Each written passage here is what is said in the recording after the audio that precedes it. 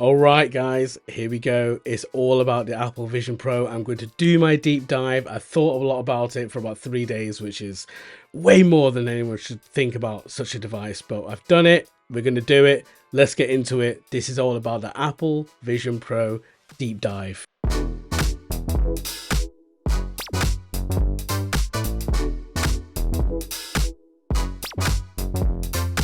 On the 5th of June 2023, Apple held their WWDC Developers Conference, and all around the globe, in nerd households everywhere, this is what happened.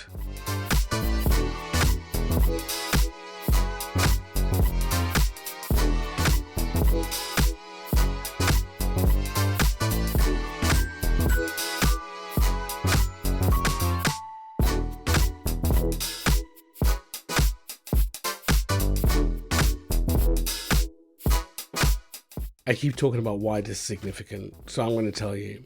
In the same way that Apple introduced us to friendlier, better looking computers, that instead of thinking like, oh god, that looks a bit scary, they created user interfaces and hardware that actually were friendly and were very inviting and effectively broke down that barrier of fear that most people have when using technology and computers. And it's still a thing that happens today. So they did this with the personal computer, as we know, the PC. They started producing beautiful iMacs, and everything they produced was beautiful. They knew that beauty was the way in to your mind, to sort of break down these barriers and to create a friendly whatever it is that they were selling you at that time. And they did this with the personal computer, the phone, music devices,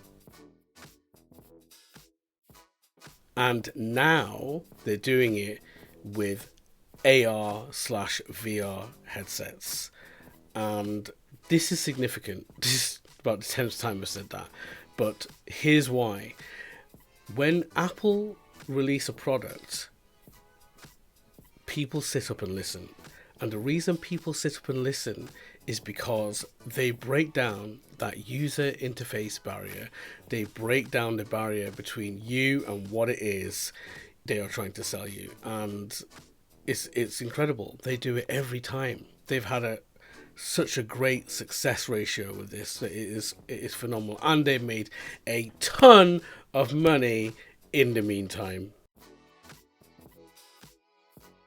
Before we continue, I just want to give a shout out to Google Glass.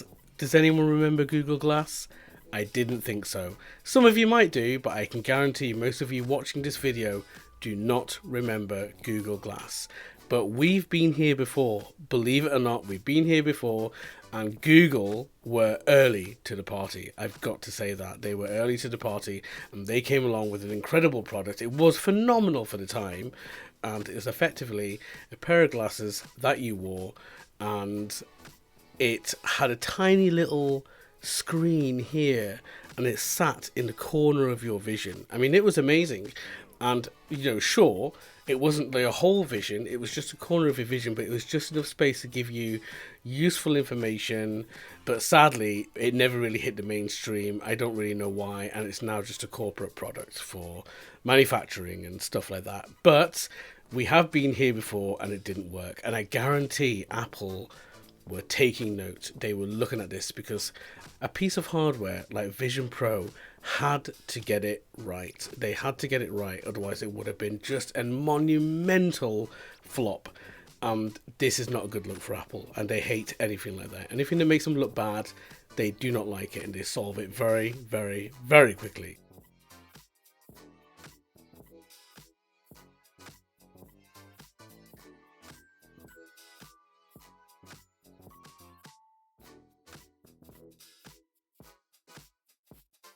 So with that, we're going to go into our first topic, how it looks. I mean, there is no doubt about this. The industrial engineering on this device is absolutely phenomenal.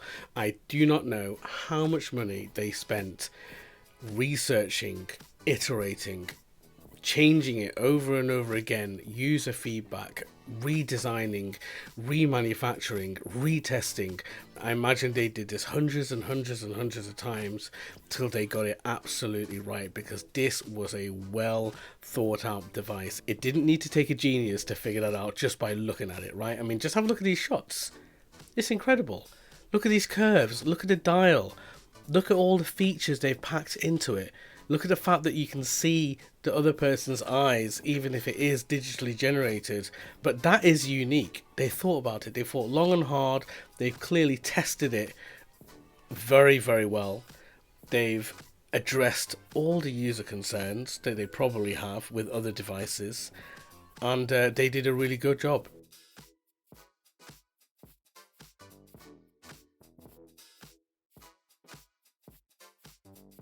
What about that battery life? 2 hours on a battery.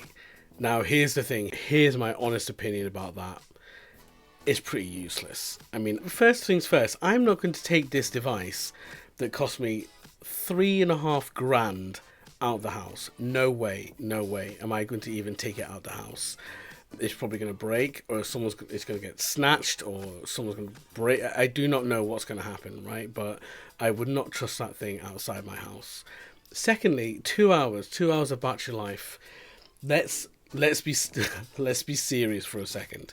This is a power hungry device. This is literally slurping power. Think of all the processors, cameras, sensors that it has to power. So, and what was interesting, the picture you can see here of the battery that they displayed, they probably did this on purpose, but I couldn't see actually how big this really is because of the way they've displayed the picture. So it could be absolutely huge, it could be an absolute monster of a battery, or it actually might be quite small. They did say it's a high performance battery, so they've probably tried to miniaturize this as much as you can, but in all honesty, it might need to be powered on the mains at all time for it to be useful. And they say 2 hours of battery life, but this would be 2 hours of battery life under optimum conditions. And what does that mean, optimum conditions? Optimum conditions will usually be Apple's way of saying, whilst using one or two apps lightly, browsing the internet, even though sometimes that can be quite intensive, looking at your photos, looking at your messages, maybe calling someone for a short amount of time. Anything else or anything more than that will probably realistically give you an hour tops based on how much you use this device. So let's see. But yeah, that battery life leaves a lot to be desired. But I do understand this is probably the best he could do in that form factor.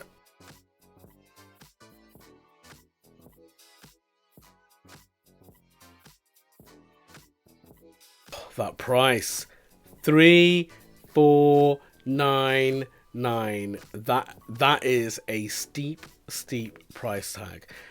But I've got to say, I've had some time to think about it, and yeah, it's probably worth that much. And I can't imagine that they're making at this moment in time much profit on such a device. It's really down to how new everything is in there. They've never done anything like this before. Sure, they've already got some of the stuff that they need, like the M2 processor. The R1 is new as well, so they didn't have that. They would have had to procure and engineer miniaturized versions of all these sensors and cameras and have them accurate enough to a certain level. I mean, the whole thing is expensive. It's an expensive piece of kit, and they note that by even putting Pro in the name. I mean, look at their laptop line, for example. The moment you put Pro inside any of their products, for example, the MacBook Pro, it immediately allows it to enter a new price category that is not really for the average user. So whilst they might build and design something for everyone, actually, in this respect, the 3499 price tag funnels the amount of people that would ever use this right down to a very small amount.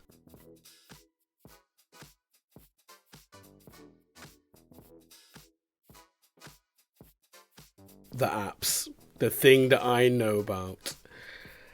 The app ecosystem is by far going to be the most critical piece of their Vision Pro ecosystem jigsaw. And the reason is, these pieces of hardware will live and die by the support that they get for their apps that are running on the device.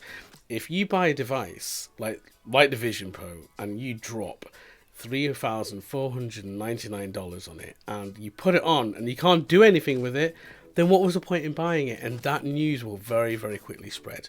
And what happens is devices live and die by their app support. And, you know, here's a couple of examples here that I can show you. There's this one. Some of you will know these, but you know, these are examples of pieces of hardware and devices that didn't have app support, and as a result, people don't buy them. What's the point? They were keen to stress that they would bring all the apps that you know and love if you're an Apple user, you know, that you get built into their ecosystem, like photos and what have you, into their AR headset. And this is critical because they want you to already know what you're dealing with. This is all part of their strategy to ensure that you are comfortable with this device, that you're not going to fear it or worry about it in any way.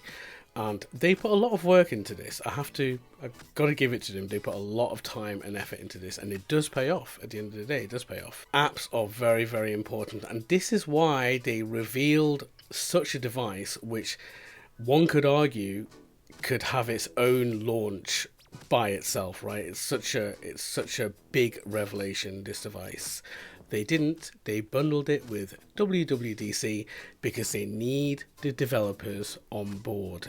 The key to success is developers, developers, developers, developers, developers, developers. Developers, developers, developers, developers, developers, developers, developers, developers.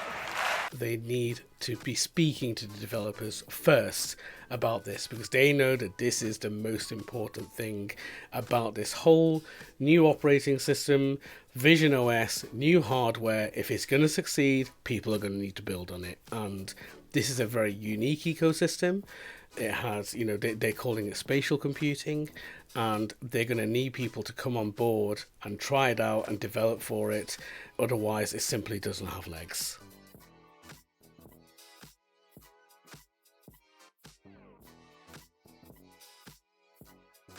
And one thing I noticed is there's a lot of talk about the metaverse. And why didn't they talk about the metaverse? Blah, blah, blah. Apple have shunned the metaverse. Oh my God. Well, actually, they didn't. They didn't. And let me tell you why. First and foremost, this device is perfect. It is perfect. It's perfect for the metaverse, right? Think of what they've created. Think of all the hardware that developers will get access to. All that scanning technology, all the LiDAR technology, all the sensors that are collecting data about what you're doing and how that can be translated into some sort of beautiful piece of software. Of course, they want you to bring your metaverse to Apple. That's what they're saying. They're saying bring your metaverse to our ecosystem and our platform. And how do I know that? Well, first of all, they spent quite a long, lengthy segment of the whole presentation just talking about Unity. They gave Unity a headline slot, if you can call it that, because they talked a lot about Unity, about how it's already Unity compatible, how they've been working with Unity.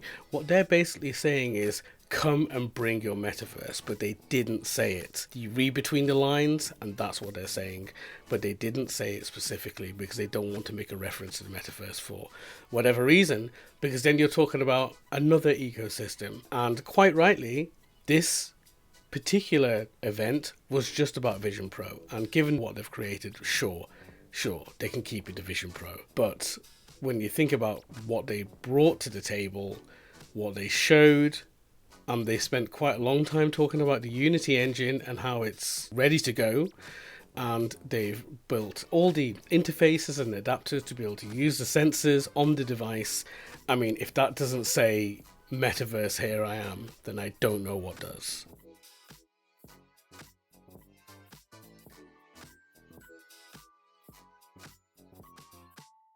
you think about all the tech that is inside such a device. You've got your processors, you've got your RAM, you've got your hard drive space, you've got many other processors in there, you've got your optics, you've got several different types of cameras, both inward facing and outward facing. You've got several sensors, not just to mention the usual sensors, but you've got specialized sensors in there that are doing all sorts of stuff. They're watching your eye movements, they're collecting data about your iris. This is an insane amount of technology that they've had to miniaturize and insert into a custom built form factor that sits right here, and it is hands down the most tech that is probably been fit into a consumer device that collects all that information about your face, your surroundings, and then does something with it at the same time, i.e. project your apps, that I've ever seen and that we'll probably ever see. People will follow this. They will follow this, but they probably won't be able to copy it for a long time. And in the WWDC presentation, they mentioned that they've registered 5,000 patents, right? This is classic Apple, by the way. They know they're onto something. They will be aggressive with their patenting strategy. And boy, have we patented it. So when I consider all of these things together and how new it is and how much technology they've had to cram into such a small space, actually, 3499 sounds about right. I think I've spoken for long enough on this topic. It's a really interesting one. There's loads of different facets we can continue to talk about, but do you know what? I would just bore you. So we're going to wrap it up. But what do I conclude from all of this? Well, what I conclude is that Apple have fired the starting gun. Say hello to my little friend! Even though we've had AR, even though we've had VR for quite a long time, these technologies have been around for some time, but it's never really been done in a way that was truly universal. Yeah, it's never really been done well, might I add. But this time, Apple looked to have checked off every single box with this one, and they made sure that they built a device that had everything you needed to get going. It's going to be an interesting couple of years ahead, that's for sure.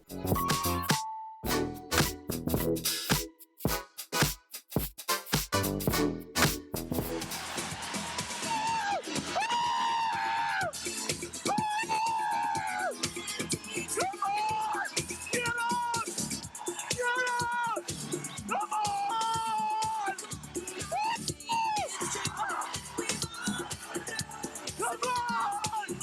Give